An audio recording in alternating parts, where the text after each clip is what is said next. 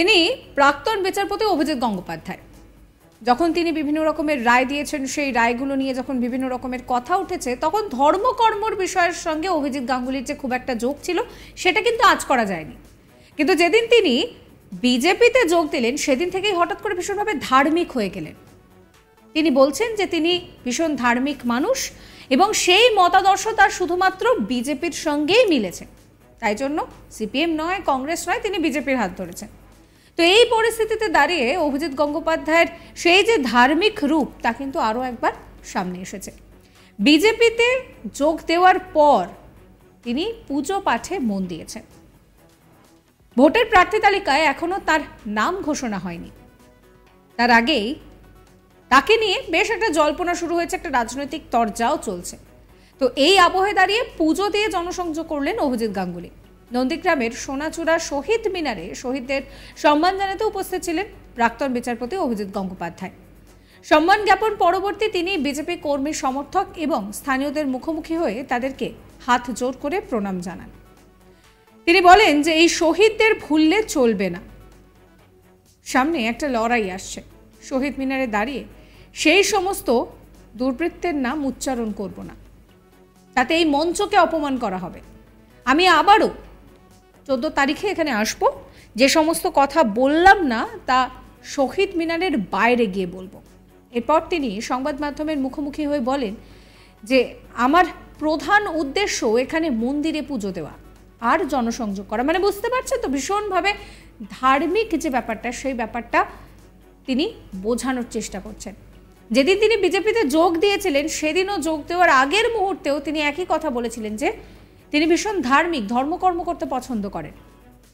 সেই কথা আরও একবার তিনি বলছেন যে এই যে তার সফর, সেই সফরে তার মুখ্য উদ্দেশ্য হচ্ছে মন্দিরে পুজো দেওয়া এবং জনসংযোগ করা।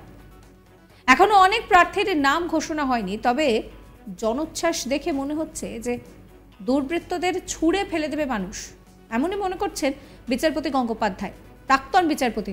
তিনি কি বলছেন শোনাবো। বিচারপতি তো আমি আর নেই, রাজনীতির ময়দানে নেমেছি। আমার আজকে আসার প্রধান উদ্দেশ্য হচ্ছে অত্যন্ত জাগ্রত দেবতা বর্গভীমা মন্দিরে পুজো দেওয়া এবং একই সঙ্গে স্থানীয় লোকজনের সঙ্গে আলাপ পরিচয় করা।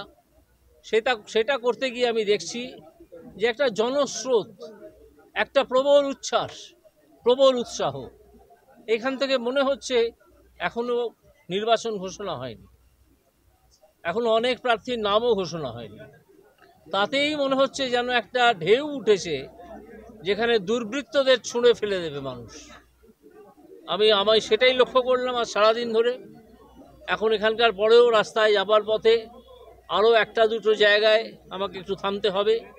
আমি মানুষের সঙ্গে জনসংযোগ তো বাড়াতে চাইও বটে, এবং আমি আশা করব মানুষ সব দিক বিচার বিবেচনা করে ঠিক করবেন যে কাকে নির্বাচন করবেন। আগে আমাকে প্রার্থী যদি হিসেবে ঘোষণা করা হয় তখন অবশ্যই আমি এই প্রশ্নের উত্তর দেবো, আপনাকে প্রতিশ্রুতি দিয়ে গেলাম। না, আমি এদেরকে খুব একটা গুরুত্ব দিতে চাই না, এরা যে স্তরের মানুষ সেই স্তরেই থাকবেন। কি হবে, এরা কি অন্য কোনো স্তরে উন্নীত হবেন? মনে তো হয় না।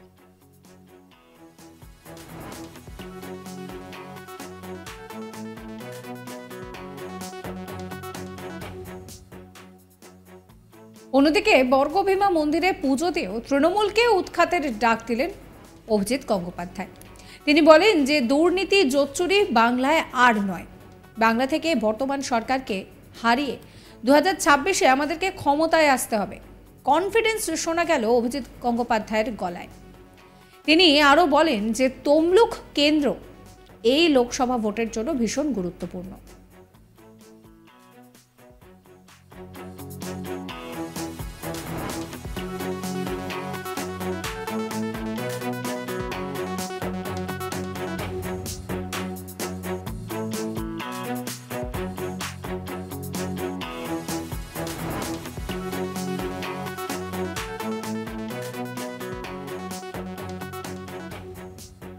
বিচারপতির পদ থেকে ইস্তফার পরেই প্রার্থী পদ নিয়ে চলছিল জল্পনা। সেই আবহে মঙ্গলবার তমলুকে এসে রীতিমতো তৃণমূলকে উৎখাতের ডাক দিয়ে প্রার্থী পদ এক প্রকার নিশ্চিত যেন করে ফেললেন প্রাক্তন বিচারপতি অভিজিৎ গঙ্গোপাধ্যায়, সেই নিয়েও প্রশ্ন উঠছে। তমলুক লোকসভা কেন্দ্রে প্রথমবার পা দিয়ে দলের কর্মী সমর্থকদের একরাশ উচ্ছ্বাস এবং আবেগ কুড়োলেন অভিজিৎ গঙ্গোপাধ্যায়।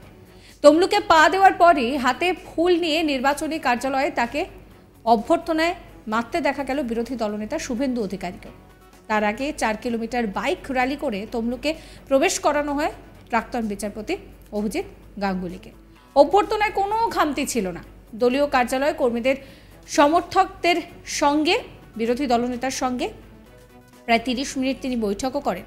পরে তমলুকের সুপ্রাচীন বর্গভীমা মন্দিরে পুজো দেওয়ার পরই রাজনীতির প্রধান চরিত্রে ফিরে এলেন অভিজিৎ গঙ্গোপাধ্যায়। বললেন তৃণমূলকে উৎখাত করতে হবে। দলীয় কর্মীদের উন্মাদনা, মন্দিরে পুজো দিয়ে রাজ্য সরকারকে চরম আক্রমণ করা, তার এই রাজনৈতিক অ্যাটিটিউডটা দেখে রাজনৈতিক মহল কিন্তু বলছে যে তমলুকেরই তিনি প্রার্থী হচ্ছেন। যদিও প্রার্থী হওয়ার বিষয়টা এড়িয়ে গিয়ে দলের নির্দেশের অপেক্ষা করছেন তিনি, সে বিষয়টাও জানিয়েছেন।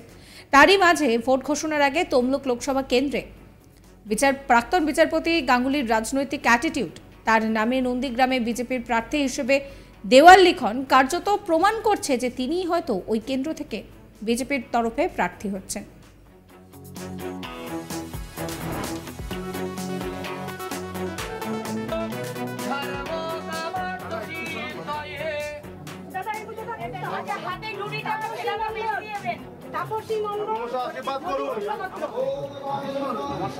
আশীর্বাদ করুন দাদাকে।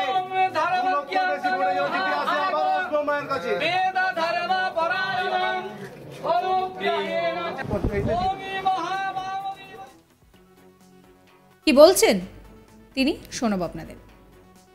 সারা পশ্চিমবঙ্গে একটা বার্তাই ছড়িয়ে দিন যে তৃণমূলকে একটি ভোটও নয়, আমরা জোচ্চুরি, জালিয়াতি, দুর্নীতি অনেক দেখলাম, আর নয়।